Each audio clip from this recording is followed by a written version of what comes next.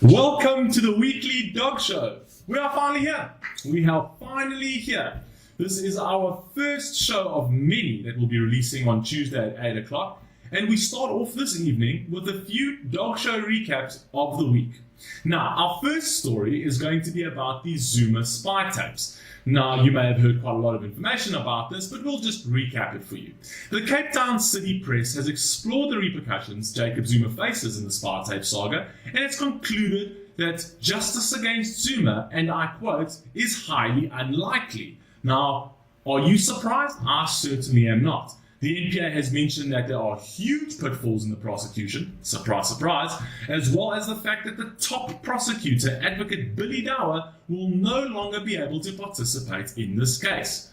However, on the plus side, the former financial advisor of Shabir Sheikh, also known as the walking, talking sick note, has already indicated that he would testify. Yes! However, in support of Zuma, and not against him, the boneless swan. Anyway, okay, I guess forget that last part. I mean, that's not really a plus. You know, this seems less like news and more like an episode of The Roadrunner, whereby the coyote keeps laying down traps and the Roadrunner just keeps simply going, meh, meh,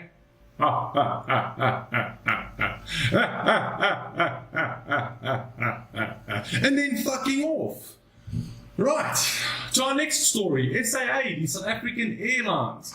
The SAA is experiencing yet another round of turbulence. The carrier needs to honour another 5 billion rand debt obligation. And for those presidents who don't know what 5 billion rand is, that's the number 5 with 9 zeros after it. This time, they owe the money to the local lenders by the end of October 2017. This deadline can, of course, be extended to the end of March 2018 on condition that the Finance Minister, Malusi Gigaba, announces an equity injection into SAA when he tables the medium-term budget. Now, Jacob Zuma has already expressed his views on how the government will be tackling this situation, how they'll be dealing with it, and he has expressed that he will not be allowing the airline to fail. No shock there. At this stage, this seems more like we're dealing with that child that keeps landing up in rehab. And every time he comes out, he says, "This is the last time. I am never going to take drugs again. I've got a new lease on life and I'm going to make everybody proud." Just after this last hit. And that's pretty much how it is. Anyway, thank you so much for watching this first part. Our main story is to follow. Please stay tuned.